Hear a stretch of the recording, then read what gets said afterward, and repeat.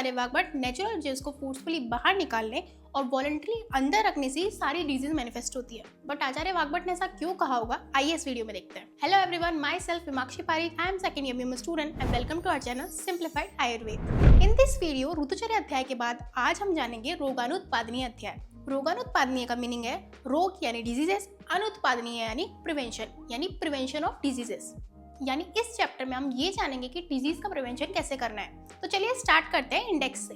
Type of urges, second है अधारणीय वेग के इफेक्ट्स एंड ट्रीटमेंट, थर्ड है person not eligible for treatment and fourth है धारणीय वेग। So first topic is type of urges. तो आचार्य वाग्भट के अनुसार बॉडी में दो टाइप के अर्जेस होती है, पहले अधारणीय वेग, सेकंड धारणीय वेग। अधारणीय वेग वो वेग होते हैं जिन्हें बॉडी में एक्सप्रेस करना चाहिए एंड धारणीय वेग वो वेग होते हैं जिन्हें बॉडी में रोक कर रखना चाहिए या सप्रेस करना चाहिए। अधारणीय वेग के एग्जांपल है urine, flatus and foetus etcetera.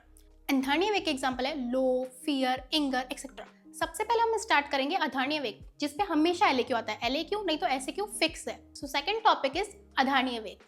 According to आचार्य वाग्भट बॉडी में 14 टाइप के अधारणीय वेग होते हैं एंड अकॉर्डिंग टू आचार्य चरक बॉडी में 13 टाइप के अधारणीय वेग होते हैं। अष्टांग हृदय में श्लोक ऐसे दिया गया है कि वेगान न धारियेत वात वीण मूत्र शवतु त्रुट शुधाम निद्राकाश श्रम श्वास जम्बा अश्रु छर्दी रेतसाम। आप देख सकते हैं कि श्लोक में सारे के सारे अधारणीय वेग के नाम है। अब इन सबका मीनिंग देखते हैं। सबसे पहले है वात यानी फ्लैटस, सेकंड है विट या शकृत यानी फीसिस, थर्ड है मूत्र यानी यूरिन, फोर्थ है शवतु यानी स्नीजिंग, फिफ्थ है तृष्णा यानी थर्स्ट, सिक्स्थ है शुदा यानी हंगर, सेवंथ है निद्रा यानी स्लीप, एट्थ है कास यानी कफ, नाइन्थ है श्रम श्वास यानी डिसिप्निया ऑन एक्सर्शन, 10th है झ्रम्बा यानी यॉर्निंग, 11th है अश्रु यानी टीयर्स, 12th है छर्दी यानी वॉमिटिंग, 13 है रेतस यानी सीमन, लास्ट 14 है उद्गार ब्लैकिंग यानी बर्प करना।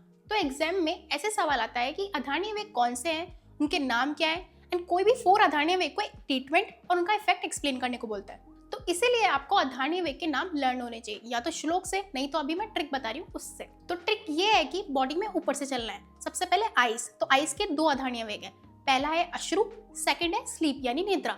फिर आता है नोज जिसका 1 अधारणीय वेग है जो कि है शवतु यानी स्नीजिंग। फिर आता है माउथ जिसके 7 अधारणीय वेग है, तृष्णा, शुदा, श्वास, श्रम श्वास, जम्बा, छर्दी, उद्गार। माउथ के बाद पेल्विस एरिया से रिलेटेड 4 अधारणीय वेग है, वात, वित्त, मूत्र, रेतस। सो आइस से 2, नोज से 1, माउथ से 7 एंड पेल्विक एरिया से 4। तो सबसे पहले हम देखेंगे अधोवात, शकृत और मूत्र को धारण करने के इफेक्ट्स क्या होते हैं। इन तीनों को साथ में देखने का कारण ये है कि इनका ट्रीटमेंट सिमिलर है, इनके इफेक्ट भी मोस्टली सिमिलर है। तो आइए इस टेबल से देखते हैं, जिसमें सबसे पहले है अधोवात, फिर है शकृत, फिर है मूत्र। देखो इन तीनों का पहला इफेक्ट है उदाव्रत यानी अपवर्ड मूवमेंट ऑफ वात। अब ऐसा क्यों? अब ये ऐसा इसलिए है क्योंकि इन तीनों वेगों को ही बॉडी से एलिमिनेट करने के लिए डाउनवर्ड मूवमेंट ऑफ वात चाहिए होता है, बट बाय सप्रेसिंग दीज 3 वात जो है अपवर्ड मूव करता है। दैट्स व्हाई इनका पहला इफेक्ट है उदाव्रत यानी अपवर्ड मूवमेंट ऑफ वात। सेकंड है पेन। इन तीनों में ही पेन होता है बट डिफरेंट रीजन्स में पेन होता है। सबसे पहले अधोवात में ए से अधोवात, ए से अब्डोमेन, तो अधोवात में अब्डोमेन पेन होता है। सेकंड शकृत के अंदर, शकृत कहाँ से एलिमिनेट करते हैं? रेक्टम से, तो उसमें रेक्टम में पेन होता है। थर्ड है मूत्र। अब मूत्र कहाँ स्टोर होता है? ब्लैडर के अंदर, तो पेन कहाँ होगा? ब्लैडर में, यानी पेन इन ब्लैडर। तो अधोवात पे कहाँ पेन होगा? अब्डोमेन में। शकृत पे कहाँ पेन होगा? रेक्टम में। एंड मूत्र में कहाँ पेन होगा? ब्लैडर में। थर्ड है क्लम यानी वीकनेस, जो कि तीनों में सिमिलर है, weakness weakness weakness. Fourth effect तीनों में डिफरेंट है। अधोवात में है गुल्म यानी अब्डोमिनल ट्यूमर। क्यों? क्योंकि पेन कहाँ हो रहा था? अब्डोमेन में, तो ट्यूमर कहाँ होगा? अब्डोमेन में। शकृत का फोर्थ इफेक्ट है प्रतिशय यानी रनिंग नोज। एंड मूत्र का फोर्थ इफेक्ट है अश्मरी यानी stone in bladder. And fifth effect है मंदाग्नि यानी वीक डाइजेशन पावर। ये भी सब में सिमिलर है, यानी मंदाग्नि मंदाग्नि मंदाग्नि। अब इन तीनों वेगों को बॉडी में धारण करने पे होने वाले इफेक्ट्स के लिए ट्रीटमेंट। फर्स्ट है बस्ती यानी मेडिकेटेड एनीमा।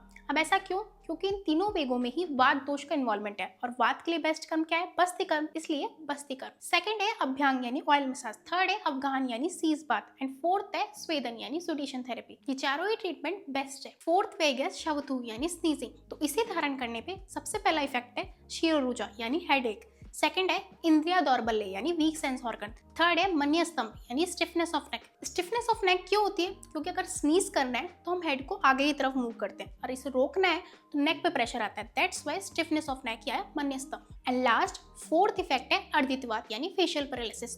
तो अब इसे रिवाइज करते हैं। सबसे पहले है शिरोरुजा यानी हेडेक, सेकंड है इंद्रिया दौर्बल्य यानी वीक सेंस ऑर्गन्स, थर्ड है मन्यस्तम यानी stiffness of neck, and fourth है अर्धित्वात यानी फेशियल पैरालिसिस। अब देखते हैं इन इफेक्ट्स के लिए ट्रीटमेंट, जिसमें पहला है तीक्ष्ण अंजन नस्य धूमपान, सेकंड है स्नेहन स्वेदन, एंड थर्ड है घी पान आफ्टर मील। फिफ्थ वेगा तृष्णा यानी थर्स्ट। तो इसे धारण करने पे बॉडी पर ये इफेक्ट्स आते हैं, जिसमें पहला है अंगसाद यानी वीकनेस, सेकंड है सम्मोहन यानी डिल्यूजन, थर्ड है भ्रम यानी जिडीनेस, एंड फोर्थ है हृदय गति यानी कार्डियक। अब तृष्णा वेग को धारण करने पर क्या ट्रीटमेंट दे सकते हैं? फर्स्ट है cold water for drinking and bathing, second है cold drinks and cold meal, sixth वेग है क्षुधा वेग यानी हंगर। अब आप सोचिए, अगर आपने लॉन्ग आवर्स से खाना नहीं खाया तो आपको कैसा लगता है? सबसे पहले है ग्लानि यानी एग्जॉशन, सेकंड है पेन यानी शूल, थर्ड है भ्रम यानी जिडीनेस, एंड फोर्थ है एनोरेक्सिया यानी अरुचि। अब है ट्रीटमेंट, जिसमें हमें light, unconscious, warm and limited food खाना है।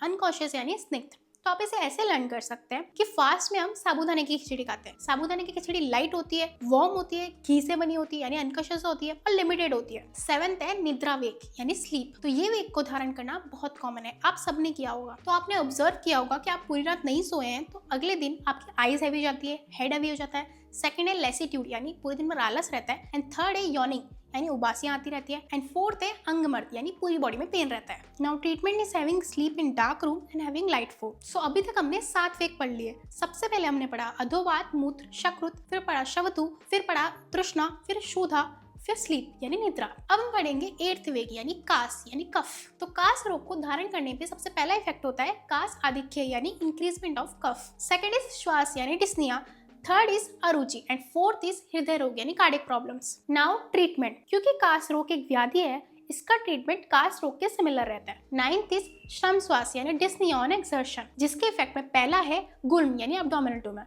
सेकंड है हृदय रोग यानी कार्डियक प्रॉब्लम्स, थर्ड है सम्मोह यानी डिल्यूशंस। नाउ ट्रीटमेंट, तो सबसे पहले एक्सर्शन हुआ है तो क्या करेंगे? हम रेस्ट करेंगे। सेकंड वात दोष चिकित्सा, जिसमें है स्नेहन, बस्ती एक्सेट्रा। नाउ 10th वेग है झुम्बा यानी यॉर्निंग, जिसे हम उबासी भी कहते हैं, जिसका पहला इफेक्ट है शीरोरुजा यानी हेडेक, सेकंड है इंद्रा दौर्बल्य यानी वीकनेस, थर्ड है मन्यस्तम यानी stiffness of neck, and fourth है अर्धित्वात यानी फेशियल पैरालिसिस। इसके इफेक्ट शवतु वेग के सिमिलर होते हैं। नाउ ट्रीटमेंट, इसके ट्रीटमेंट में वात दोष के अपोजिट चिकित्सा देनी है यानी वात शमनार्थक चिकित्सा देनी है। 11th वेग है अश्रु वेग यानी टीयर्स। इसे सप्रेस करने पर सबसे पहला वेग है पीनस यानी रनिंग नोज, सेकंड है pain in eyes, head and heart, third है मन्यस्तम यानी stiffness of neck, and fourth है अरुचि। नाउ ट्रीटमेंट में पहला है स्लीपिंग, सेकंड है drinking alcohol but in little quantity, third है being company of friends etcetera should be done. 12th वेग है छर्दी वेग यानी वॉमिटिंग। इसे सप्रेस करने पे 6 इफेक्ट्स होते हैं। सबसे पहले 3 इफेक्ट्स होते हैं स्किन पे, जिसमें पहला है कुष्ठ यानी स्किन डिजीजेस, सेकंड है व्यंग यानी discoloured patches on skin, third है कंडू यानी इचिंग, एंड बाकी के 3 इफेक्ट्स श्वास, कास एंड ज्वर। नाउ ट्रीटमेंट, इसमें सबसे पहला है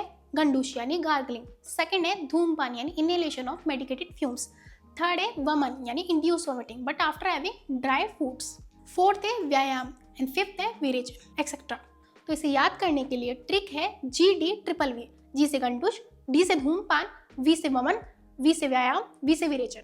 13th वेग है उद्गार वेग यानी प्लेचिंग यानी बर्प करना। उद्गार का मतलब होता है ऊर्ध्वगमन ऑफ वात यानी अपवर्ड मूवमेंट ऑफ वात। उद्गार एक टेंडेंसी है जिसमें small amount of gas stomach से ईसोफेगस एंड माउथ में आता है। उद्गार वेग धारण लीड्स टू हिक्का, अरुचि, कास, श्वास, विबंध, आधमान।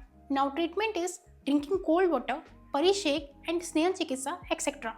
लास्ट वेग है रेतस या शुक्र यानी सीमन। इस वेग को धारण करने पे सबसे पहले है वीर्यस्राव यानी increase flow of semen, second है ज्वर यानी फीवर, थर्ड है शोथ यानी एडीमा, फोर्थ है अश्मरी यानी स्टोन, फिफ्थ है सांद्रता यानी स्टेरिलिटी।